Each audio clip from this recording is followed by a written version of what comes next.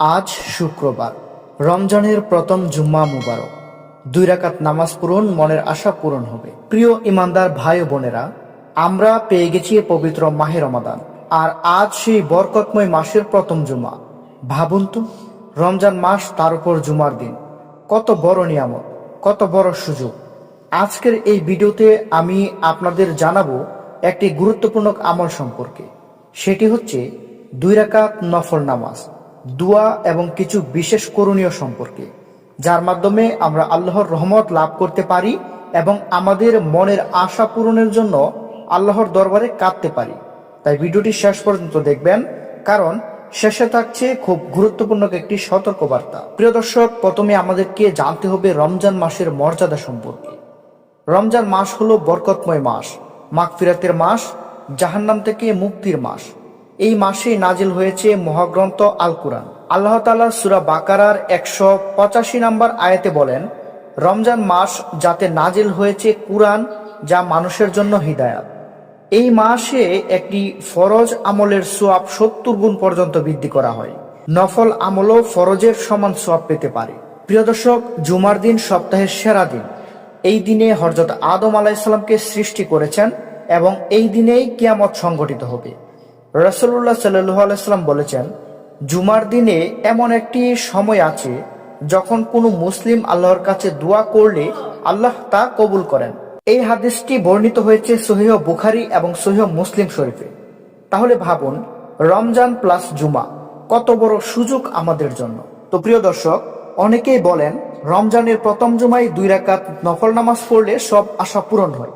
এখানে একটি গুরুত্বপূর্ণ কথা হচ্ছে, এভাবে নির্দিষ্ট করে প্রথম জুমায় 2 রাকাত পড়লেই নিশ্চয়ই আল্লাহ মনের আশা পূরণ হবে, এমন নির্দিষ্ট সহিহ হাদিসে নেই। কিন্তু নফল নামাজ, দোয়া, ইস্তেগফার, দরুদ, এগুলো সবসময় আল্লাহর কাছে অত্যন্ত প্রিয় আমল, বিশেষ করে রমজান ও জুমার দিনে। তো কিভাবে 2 রাকাত নামাজ পড়বেন? প্রথমে নিয়ত করবেন, আমি আল্লাহর সন্তুষ্টির জন্য 2 রাকাত নফল নামাজ আদায় করছি। প্রথম রাকাতে সূরা ফাতিহা পড়ার পর সূরা ইখলাস, সূরা ফালাক, যে কোনো ছোট সূরা পড়বেন। দ্বিতীয় রাকাতে সূরা ফাতিহা পড়ার পর আবারও অন্য একটি সূরা পড়বেন। এভাবে আপনারা 2 রাকাত নামাজ শেষ করবেন।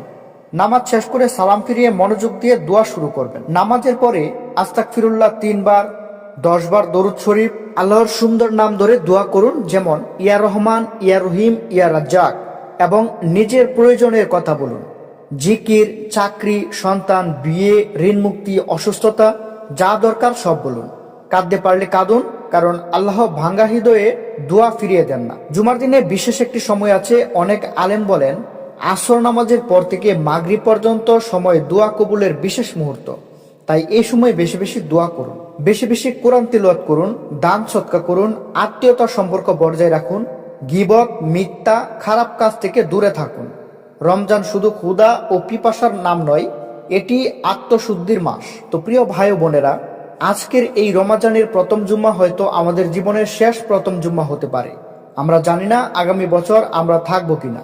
তাই আজই সুযোগ, 2 রাকাত নামাজ পড়ুন, সিজদায় কাঁদুন, আল্লাহর কাছে মন খুলে বলুন, আল্লাহ আমাদের গুনাহ মাফ করুন, দোয়া কবুল করুন, মনের আশা পূরণ করুন। এভাবে আপনারা আল্লাহ তাআলার কাছে বলুন, ইনশাআল্লাহ আল্লাহ রাব্বুল আলামিন আপনাদের মনের আশা পূরণ করবে, আপনাদের রিজিকে বরকত দিবে। প্রিয় দর্শক, এই ছিল আজকের ভিডিওটি ভালো লাগলে লাইক দিন, কমেন্ট করুন এবং আমাদের চ্যানেলটি অবশ্যই সাবস্ক্রাইব করুন। আসসালামু আলাইকুম, আল্লাহ হাফেজ।